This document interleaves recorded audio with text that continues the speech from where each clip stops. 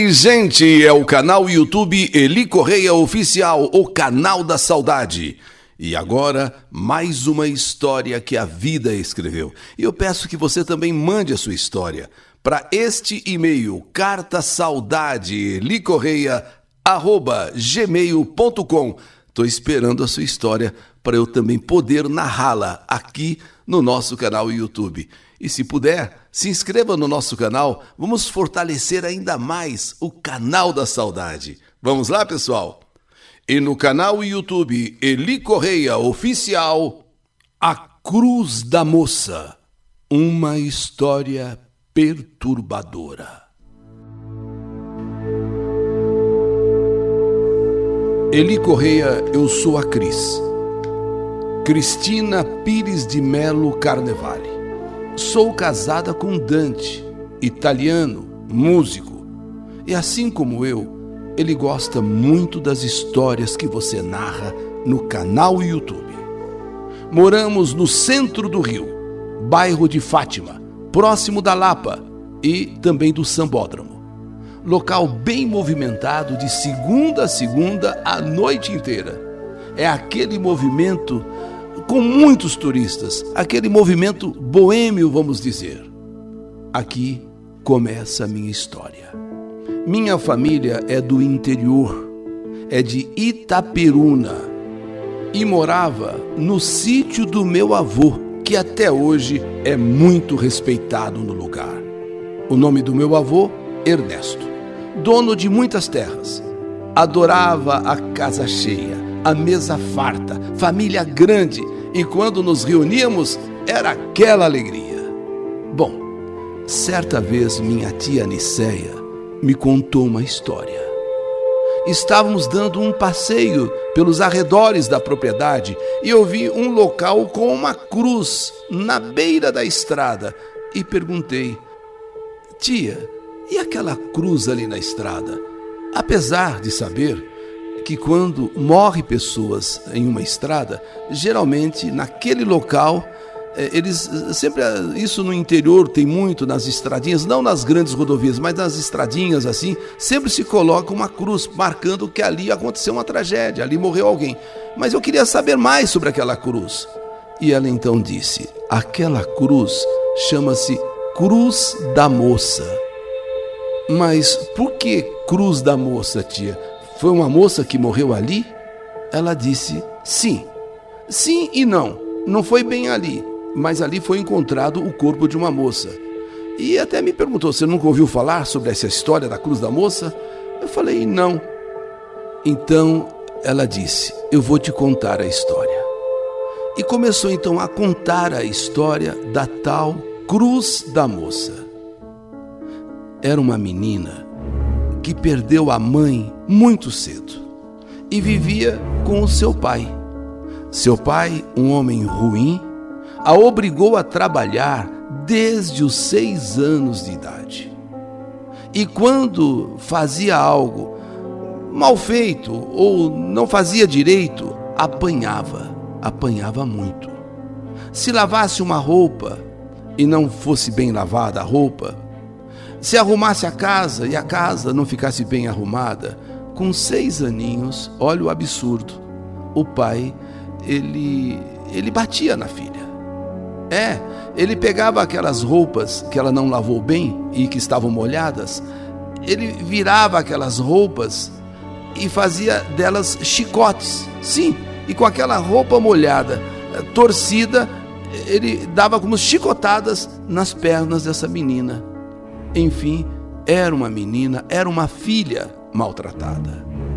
O pai dela a acordava de madrugada e já gritando: acorda, menina, tem muito trabalho para fazer. Tá pensando que vai ter vida boa, é? Não vai não, levanta logo dessa cama, vamos trabalhar, vamos trabalhar. O nome da menina era Joana. Nome esse dado por sua mãe em homenagem a Joana d'Arc, Santa Joana d'Arc. Os anos foram passando, Joana foi crescendo, claro, e foi se tornando uma linda menina, uma mocinha maravilhosa, sabe, uma flor que foi desabrochando. E com tantos maltratos de seu pai, O único consolo dessa menina, que agora já era uma mocinha, o único consolo e minutos de paz era quando ela podia ir na sepultura da mãe. Era a única coisa que ela pedia para o pai e o pai deixava. Ela ir ao cemitério e lá no túmulo da mãe ela chorava. Ela chorava e pedia: mãezinha, me leva com você. Eu não aguento mais o pai. Eu não aguento mais ser tão maltratada.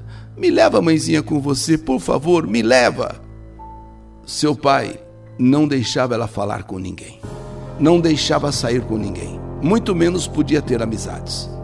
Assim era a vida de Joana, maltratada, praticamente uma escrava que fazia tudo em casa e não tinha amigas e amigos e ninguém para conversar. Seu único consolo era poder ir pelo menos uma vez por semana, uma vez cada 15 dias, no túmulo da mãe. Os anos passaram. Agora Joana, com 15 anos, uma moça bonita, despertava olhares dos trabalhadores. Sim, ela começou a despertar olhares dos rapazes que trabalhavam na propriedade ou em outras propriedades. E pasmem, o pai começou a ficar com ciúme, porque ele percebeu que os rapazes olhavam para a filha com desejo, vontade de namorar, sei lá. E ele, o pai, colocou na cabeça que a filha era dele. Se alguém tinha algum direito sobre a filha, era ele. E diante daqueles olhares de todos aqueles moços, ele chegou e determinou que a filha ficaria no lugar da mãe. Não só como dona de casa, arrumar a casa, lavar roupa, passar roupa, fazer comida, isso e mais aquilo, mas ficaria também no lugar da mãe, na cama. E numa noite foi ao quarto, agora da mocinha, e tentou abusar dela. Joana acordou assustada. E ele, como sempre, aos gritos disse: você vai fazer o que eu mando, senão eu te mato, desgraçada. Você vai fazer o que eu mando. E ela apanhou, lutou com o pai e conseguiu fugir noite adentro no matagal. E se escondeu, apavorada, ficando escondida no meio do mato a noite inteira.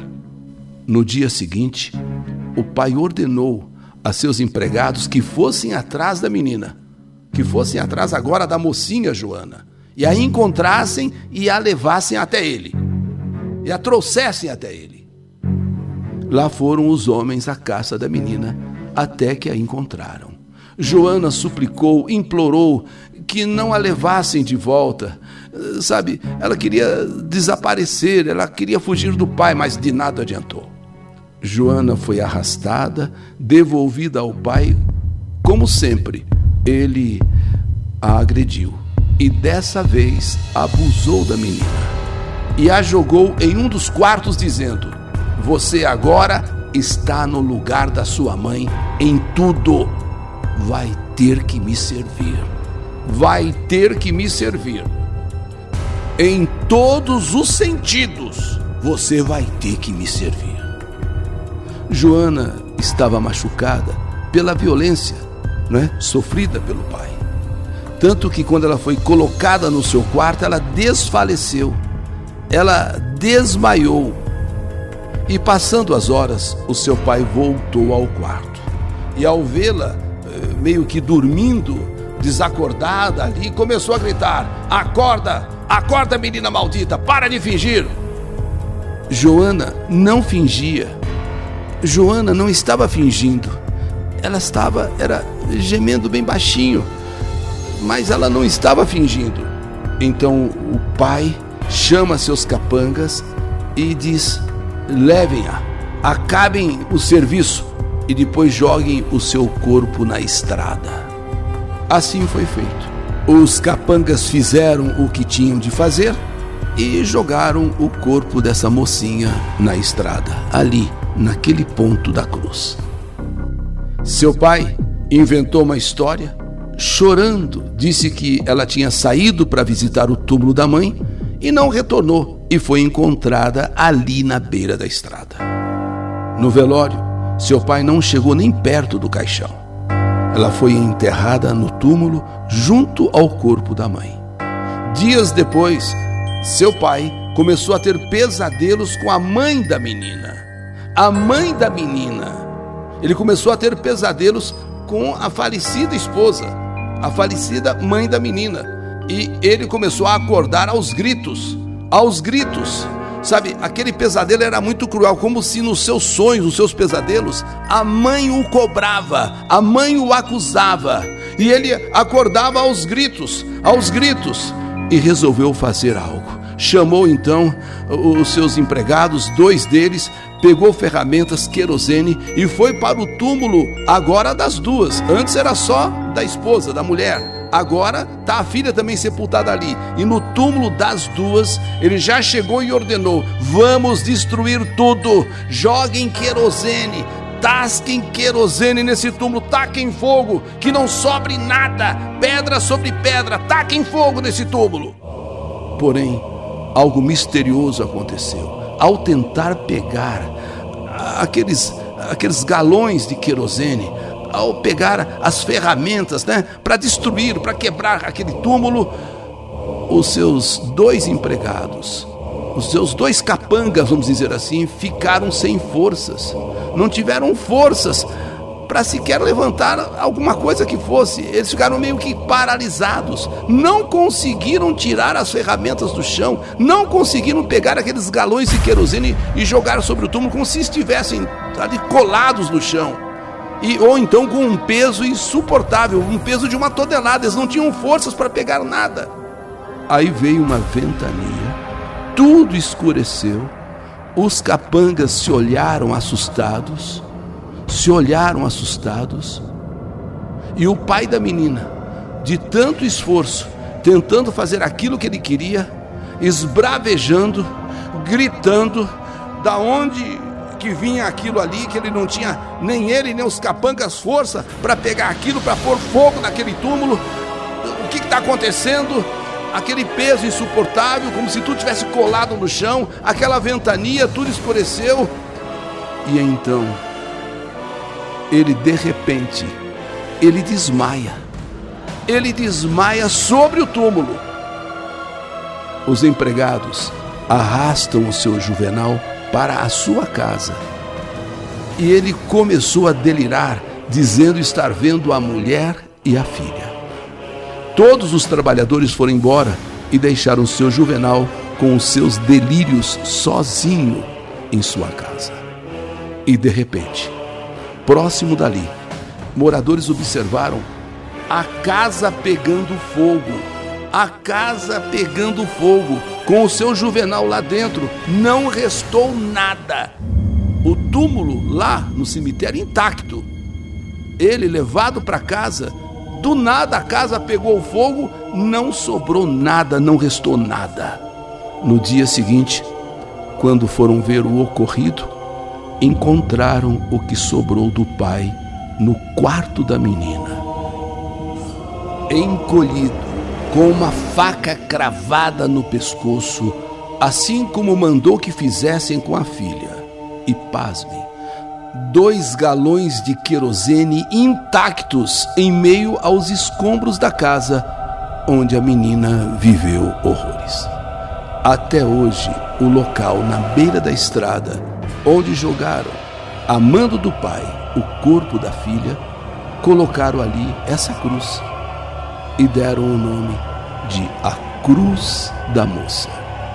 Todas as vezes que eu vou em Itaperuna visitar meus tios, eu passo por ali e me lembro dessa história que a minha tia Nicéia me contou. E muitos ainda contam essa história muito conhecida na região de Itaperuna. A história da Cruz da Moça.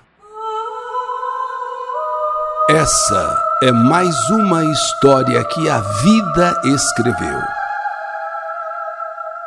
Que saudade de você! A Cruz da Moça. História do canal YouTube Eli Correia Oficial.